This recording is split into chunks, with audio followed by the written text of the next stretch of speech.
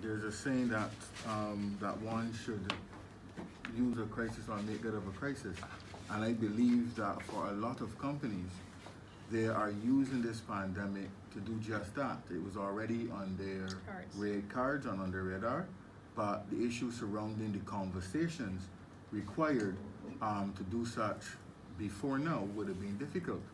But as you would have heard, every single thing in Barbados right now is COVID-19. The bus late is now COVID-19. So every single thing is now wrapped up in that conversation. And companies, some are milking it for all that it is worth in terms of changing negatively the working conditions of workers.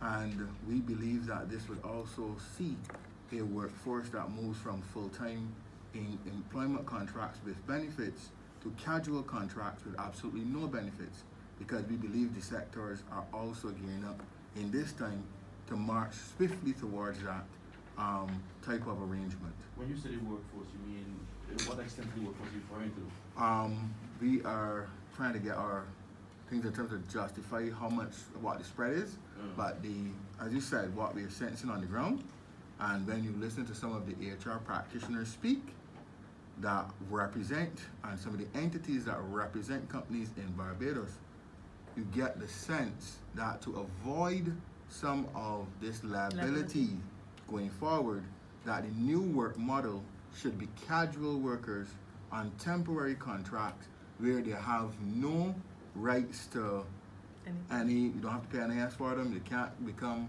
severance because they don't work for you, they're casual. So you avoid all of this by using short-term contracts and casualized staff.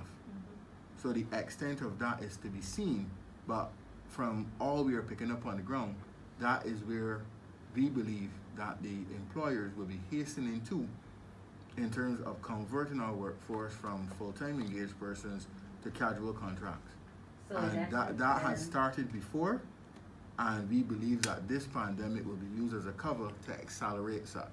So in essence then, they're looking to create self-employed persons. So you have to do your own... Well, they're not going to create self-employed persons. The employers want the benefit of a self-employed person in terms of compensation, but want an employee in terms of the ability to manage them at work.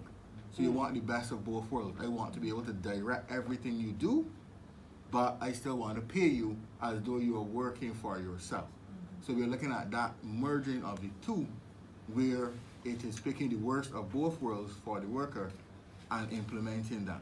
On which part of the Labour Act can control that currently? This is where, as Lizzie's pointed in her presentation, this is where we have been calling, and we believe it is high time that we see some action towards addressing the issues with labor laws. Because especially employment rates. What we've seen, especially in this crisis, is we have a lot of labor laws, but we have seen a willful disregard for them without penalty, to the point where this organization started to check to see when somebody or anybody was brought up on any form of charges and prosecuted for a breach of labor law. We cannot find one. And you can pick any labor law and see when last somebody was penalized for doing a workaround.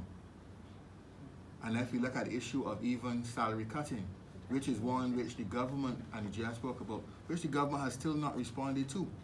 I've spoken to Precomco and the solutions we got there. There are many other companies in Barbados who financed itself through COVID by taking money from workers, and they are not repaying it. And there is a willful silence on this issue of salary cutting and workers having the right to demand that they get back their money. The commercial banks have said they're full of capital. They didn't go to them because you have to pay interest. But you took my money in an ultimatum which left me with no choice in some cases, and now there's nothing to say you have to pay me it back.